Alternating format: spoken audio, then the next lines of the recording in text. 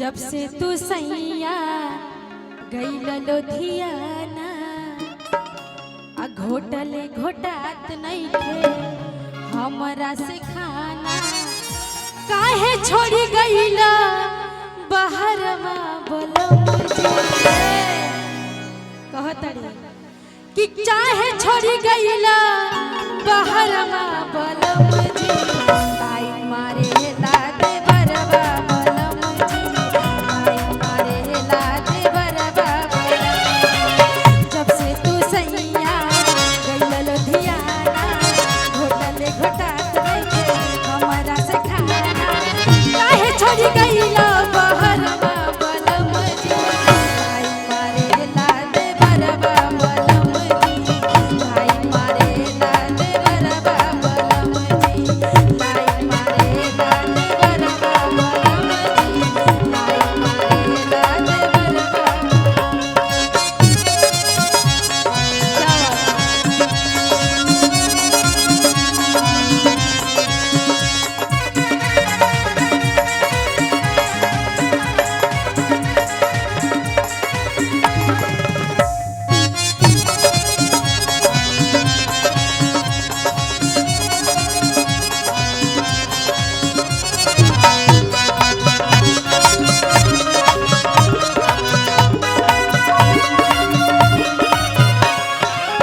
और कहतड़ी भैया धीरे धीरे चल कहतड़ी कि रउआ तो बहरे बानी एने हमार का हालत होता रउआ के तो कुछ ना बुझाता कहतड़ी ठेकी चला बत में धरेला बाजा जल्दी से छुट्टी लेके घरे सैया आजा ठेकी चलावत में धरेला बाजा जल्दी से छुट्टी लेके घरे सैया आजा नहीं त जान हमर बचिए राजा लूट ली सग यह के माजा नदिया के बड़े सिंगरवा बलम जी कौना कैसे कहतड़ी ठेकी चलावत में धरेला पाजा जल्दी से छुट्टी लेके घरे सैया नहीं तो जान हमर बची न राजा लूट ली सब जवनिया के माजा रतिया के बड़े सिंगरवा बलम लाई मारे लादे बरवा बलम जी लाई मारे लादे बरवा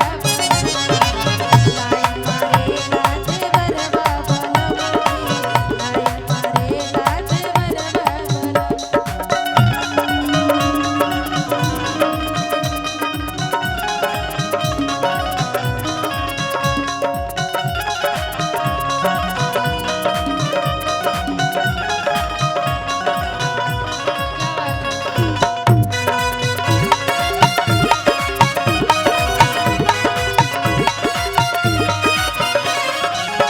और कहतड़ी जाई नहाए तो खिड़की से ताके एक टक हमारा चोलिया के झाके जाई नहाए तो खिड़की से ताके एक टक हमारा चोलिया के झाके ये राजा लुटली सागरी जवानिया के बाजा रतिया के बाड़े सिंगरवा बलम और कहतड़ी लाई मारे लादे बरवा बलम जी